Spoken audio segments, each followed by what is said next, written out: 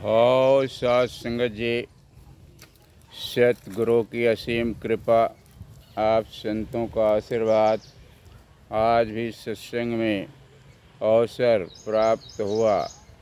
आपके बीच साधु संगत जी, जब जीवन व्यतीत होता है तो ऐसा लगता है कि वैकुंठ भी इसके आगे फेल है। जो सुख इस सत्संग में है वो साधु संगत जी वैकुंठ में भी मुनासिब नहीं है। वास्तव में साध संगत जी, हर इंसान सुख की तलाश में चल रहा है और साध संगत जी, इस भवसागर से हर कोई पार होना चाह रहा है। लेकिन साध संगत जी, ना तो उसकी लगता सतगुरु से हो पा रही है, ना इस ज्ञान से हो पा रही है, ना इस परम पिता परमात्मा से मिलन हो पा रहा है। इसी प्रेम की कमी के कारण साध संगत जी, ये दुनिया दुखी नज़र आती है। हर कोई इंसान सुख का बखान नहीं कर सकता है। सुख का बखान तो वही करते हैं जो संत महात्मा होते हैं। तो आओ साध संगत जी, दृष्टांत है, दो व्यक्ति थे, नाव खड़ी थी, शाम का बेला था, पतवार भी उस पर रखा था, नदी के उस पार जाना चाह रहे थे।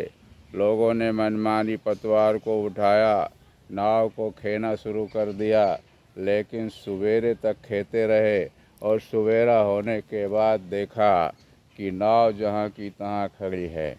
माझी आया, उसने कहा कि नीचे लंगर लगा हुआ है, उसको आपने निकाला नहीं, इसलिए ये नाव आगे बढ़ी नहीं। तो लोहे का लंगर निकाल करके जब नाव पर रखा और खुद भी सवार हो गया तो खे करके उस पार कर दिया। तो लोग बड़े आराम से पार हो गए, उसकी उतराई दिया और उसको धन्यवाद किया। उसी प्रकार से साधु संगत जी, इस भवसागर को पार करने के लिए सतगुरु के ज्ञान रूपी पतवार की आवश्यकता है।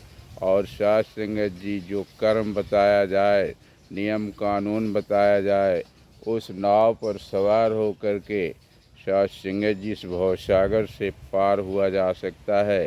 सतगुरु सारे लंगरों को निकाल देता है, सारी त्रुटियों को निकाल देता है, सारी बुराइयों को ख़त्म करके साध संगत जी इस प्रेम से नाता जोड़ देता है।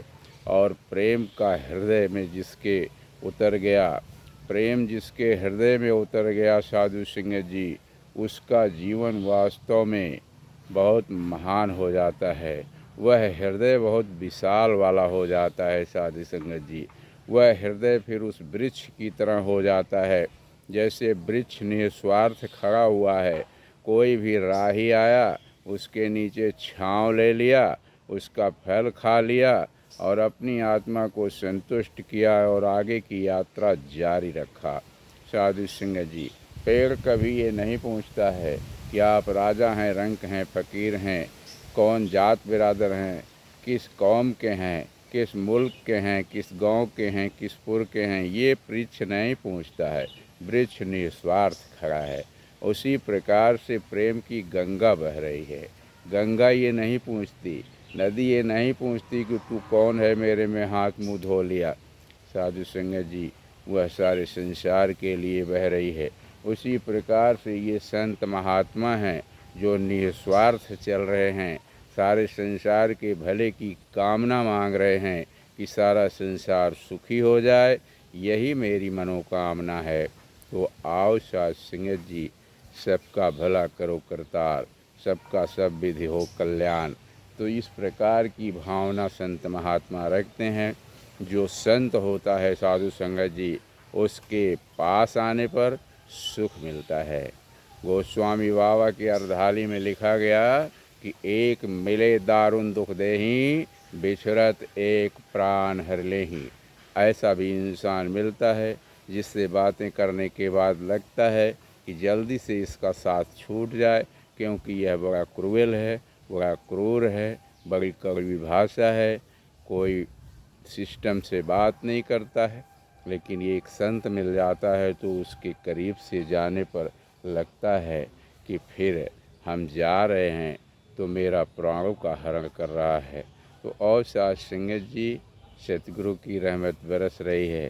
सतगुरु के ज्ञान को प्राप्त कर लेने के बाद इस संसार का सारा बखेड़ा खत्म हो जाता है और वास्तव में सुख मिल जाता है और प्रेम का बिरवा हृदय में वास कर जाता है।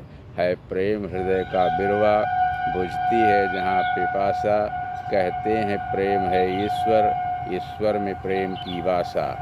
तो अवसाद सिंह जी ईश्वर से प्रेम हो गया, अवसाद सिंह जी प्रेम का वातावरण बन गया, सारा संसार सुख में नजर आने लगा।